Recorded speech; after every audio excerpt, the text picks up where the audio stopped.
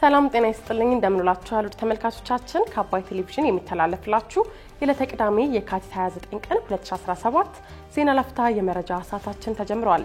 በርካታ ኢትዮጵያውያን ስደተኞች የነበሩባቸው ጀልባዎች ተገልብጠው 180ዎቹ ደብዛቸው መጥፋቱ መነገሩን የአሲምባ ዲሞክራሲያዊ ፓርቲ በቅርቡ ከተመሰረተው የትግራይ ጊዜያዊ ምክር ቤት አባልነት ራሱን ማግለሉን እንዲሁም ደግሞ የአዲስ አበባ ከተማ አስተዳደር 18 ሄክታር መሬት ስፋት ያላቸውን 427 ቦታዎችን ለሊዝ ጨረታ ሊያቀርብ ስለመሆኑ ጨምሮ ሌሎች መረጃዎችን ይዘናላችሁ ቀርበናል።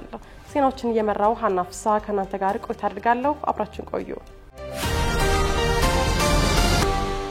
በርካታ ኢትዮጵያውያን ስደተኞች የነበሩባቸው ጀልባዎች ተገልብጠው 180ዎቹ ደብዛቸው ጠፋ።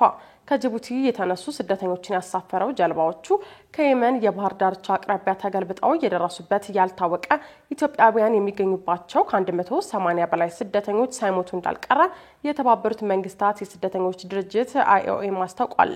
አደጋው የደረሰባቸው ጀልባዎቹ ከአፍሪካ ቀንድ ሀገራት ተነስተው የተሻለ ህይወትን ፍለጋ ወደ መካከለኛው ምስራቅ እንዲሁም የባህረ ሰላጤው ሀገራት በህገወጥና በአደገኛ መንገድ ለመሻገር የሚሞክሩ ስደተኞችን ያሳፈሩ እንደነበሩ ተገልጿል። በጀልባዎቹ ላይ ተሳፍረው የነበሩትና ደብዛቸው የጠፋው ስደተኞቹ የየትኞቹ ሀገራት ዜጎች እንደሆኑ ድርጅቱ የገለጸው ነገር ባይኖርም አሶሺየትድ ፕሬስ ግን አብዛኞቹ ኢትዮጵያውያን መሆናቸውን ዘግቧል።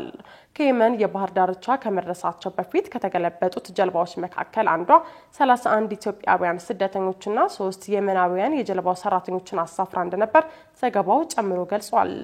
የIOM ቃል አቀባይ ሐሙስ ዕለት የየመን የባህር ዳርቻ ከመድረሳቸው በፊት ከተገለበጡት ጀልባዎቹ ከተረፉት 2 ሰዎች ውጪ 181 ስደተኞችና 5 የመናውያን የጀልባዎቹ ሰራተኞች የደረሱበት አልታወቀም።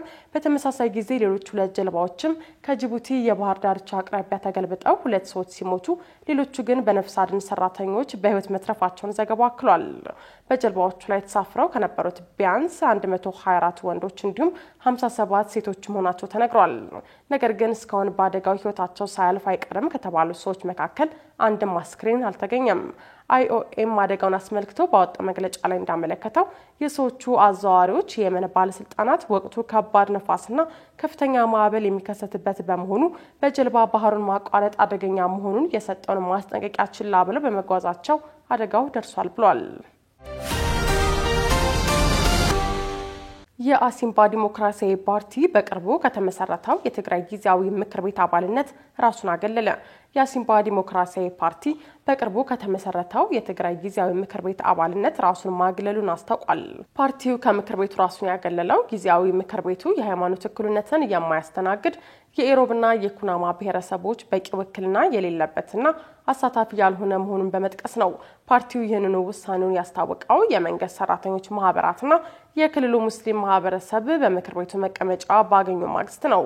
በትግራይ የተቋቋመው አዲሱ ጊዜያዊ ምክር ቤት የመቀመጫ ቁጥር በመጨመር አዳዲስ አባላቱን እንዲቀላቀሉ በቅርቡ ባካሄደው አስቸኳይ ጉባኤ የወሰነ ሲሆን ከክልሉ ሙስሊም ማህበረሰብ በተጨማሪ የመንግስት ሰራተኞችና የንግድ ዘርፍ ማህበራት ምክር ቤት እንዲቀላቀሉ በአብላጫ ድምጽ አጽድቋል። በዚህ ምክር ቤት በዶክተር ደብረጽዮን የሚመራው የህወሓት ክንፍና የትግራይ ኃይሎች ተወካዮች ያልተሳተፉ ሲሆን የተለያዩ ቅሬታዎችን በማቅረብ ራሱን ከምክር ቤቱ አግልሎ የነበረው ተቃዋሚ ፓርቲው ሳልሳይ ወያነ ትግራይ ያቀረብኳቸው ማሻሻያዎች ተቀባይነት አግኝተዋል በማለት ወደ ካውንስሉ ተመልሷል። በትግራይ ከሚንቀሳቀሱ የፖለቲካ ፓርቲዎች መካከል የሆነው ትንሳኤ ሰባ እንደርታ በበኩሉ ግልጽ ባልሆነ አሰራር በምክር ቤቱ አለመካተቱ አንስቶ ቅሬታ ያቀረበ ሲሆን ሌሎቹ ሲቪክ ማህበራት እንዲሁ በትግራይ ጊዜያዊ አስተዳደር ምክር ቤት እንዲካተቱ ጥያቄ ቀርቧል። የአዲስ አበባ ከተማ አስተዳደር 18 ሄክታር መሬት ስፋት ያላቸውን 427 ቦታዎች ለሊዝ ጨረታ ሊያቀርብ ነው። የአዲስ አበባ ከተማ አስተዳደር መሬት ልማትና አስተዳደር ቢሮ በጥቅሉ 18 ሄክታር ስፋት ያላቸውን 427 ቦታዎች ለሊዝ ጨረታ ሊያቀርብ መሆኑ ተገልጿል። በከተማዋ 9 ክፍለ ከተሞች የሚገኙት እነዚህ ቦታዎቹ ለመኖሪያ ለንግድ አገልግሎት የሚውሉ መሆናቸው ተገልጿል። በከተማይቱ የመሬት ልማትና አስተዳደር ቢሮ የመሬት ዝግጅትና ባንክ ጥበቃ ዳይሬክተር አቶ ሀብታሙ ተስፋይ ለጨረታ የሚቀርቡት ቦታዎቹ በተለያየ አግባብ ወደ መሬት ባንክ የገቡ ይዞታዎች መሆናቸውን ገልጸዋል። በአሁኑ ዙር ጨረታ በቦሌና ልደታ ክፍለ ከተሞች የሚገኙ የመሬት ይዞታዎቹ እንዳልተካተቱ የጠቀሱት ዳይሬክተሩ በመጪዎቹ ጊዜያት የመሬት ሊዝ ጨረታ ማውጣት እንደሚቀጥል እንደነገሩት በመጥቀስ ኢትዮጵያን ኢንሳይደር ዘግቧል። ለጨረታ የሚቀርቡት ቦታዎቹ ዝርዝር በአዲስ ልሳን ጋዜጣ ማግኘት እንደሚቻል የአዲስ አበባ ከተማ የመሬት ልማትና አስተዳደር ቢሮ ትናንት ባወጣው መግለጫ አስታውቋል። ይህንንም ተከትሎም የጨረታ ሰነድ ሽያጩ ከእጅ ንክኪ በጸዳ መልክ ከመጪው ሰኞ መጋቢት 1 እስከ መጋቢት 12 ድረስ ባሉት ቀናቶች የሚከናወን መሆኑን ተጠቁሟል። የጨረታ ሰነዱ ሽያጭ የሚከናወነው ቱመርካቶና አዲስ ላንድ አፍሮ ቴንደር በተሰኙ ሁለት ድረገጾች አማካኝነት ሲሆን የሊዝ ጨረታው ከመጋቢት 15 ጀምሮ ባሉት 5 ተከታታይ የስራ ቀናት በቦሌ ክፍለ ከተማ የህዝብ መሰብሰቢያ አዳራሽ የሚካሄድ መሆኑን ቢሮ አመልክቷል።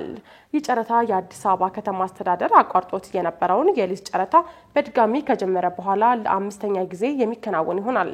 ከተማ አስተዳደሩ ከ5 ወር በፊት ባካሄደው ጨረታ በ10 ክፍለ ከተሞች የሚገኙ 285 ቦታዎች ለተጫራቾች አቅርቧል።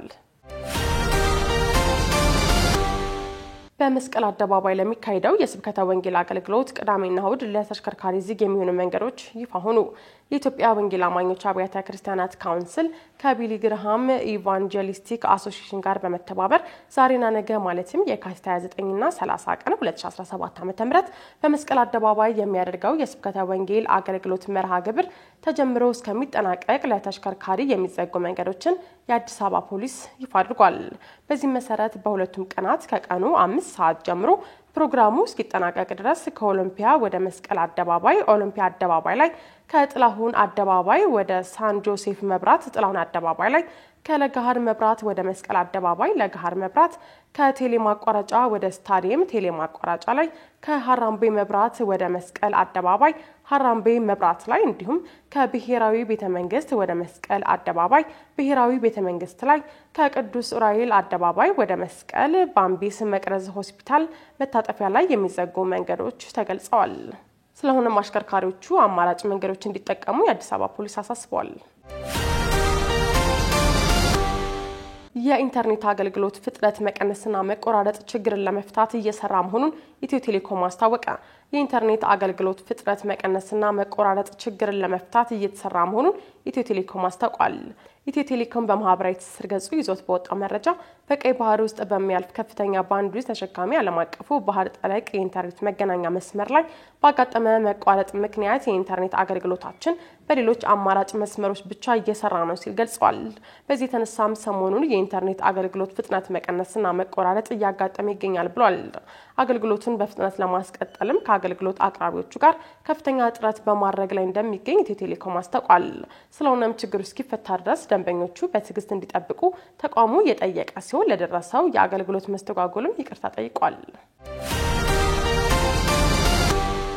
ኢራን የአሜሪካው ፕሬዝዳንት ዶናልድ ትራምፕ ልከዋል ያሉት ደብዳቤ አልደረሰኝም አለች። በተባበሩት መንግስታት ድርጅት ተመድ የኢራን ቋሚ ተልዕኮ ሀገሪቱ ከአሜሪካው ፕሬዝዳንት ትራምፕ ምንም አይነት ደብዳቤ አለመቀበሏን በትናንትናው ዕለት ገልጿል። የኢራን የዲፕሎማሲ ተልዕኮ ይህንን ያለው ፕሬዝዳንት ትራምፕ በኢራን ኒውክሌር ፕሮግራም ላይ ንግግር በሚጀምሩበት ጉዳይ ለኢራኑ ጠቅላይ መሪ አያቶላ አሊ ካሚኒ ደብዳቤ መላካቸውን መግለጻቸውን ተከትሎ ነው። ፕሬዝዳንት ትራምፕ ከፎክስ ኒውስ ጋር ባደረጉት ቃለ ምልልስ ከኢራን ጋር የኒውክሌር ስምምነት ላይ መድረስ እንደሚፈልጉና ለሀገሪቱ አመራር ደብዳቤ መላካቸውን ተናግረዋል። ፕሬዝዳንቱ አክለውም ለኢራን የተሻለ ስለሚሆን ቴሄራን ንግግር ለማድረግ ተስማማለች የሚል ተስፋ አለኝ ብለዋል። ደብዳቤውን ያገኙታል ብዬ አስባለሁ ያሉት ዶናልድ ትራምፕ ሌላው አማራጭ ሌላ ነገር ማድረግ ነው፣ ምክንያቱም ሌላ የኒውክሌር ጦር መሳሪያ እንዲኖር አንፈቅድም ብለዋል። በ2015 ኢራን በኒውክሌር ፕሮግራሟ ላይ ገደብ እንድትጥልና በምትኩ ማዕቀብ እንዲነሳላት ከ6 የዓለም ሀያላን ሀገራት ጋር ስምምነት ፈርማ ነበር። ነገር ግን አሜሪካ በ2018 ከስምምነቱ በመውጣት ማዕቀቦችን መልሳ በመጣሏ ምክንያት ኢራን የተወሰኑ የኒውክሌር ፕሮግራሞችን ድጋሚ እንድትጀምር አስገድዷታል። ስምምነቱን በድጋሚ ለመጀመር የተደረጉ ጥረቶች ስኬታማ አልሆኑም። የኢራን ባለስልጣናት ኢራን በአሜሪካ ጫና ማዕቀብ ስር ሆና ንግግር ማድረግ አትችልም ሲሉም ይደመጣሉ። ተመልካቾቻችን የዕለተ ቅዳሜ የዜና ላፍታ የመረጃ ሰዓታችን የተከታተላችሁትን ይመስል ነበር። አብራችሁን ስለቆያችሁ ከልብ እያመሰገን በያላችሁበት መልካም ቀን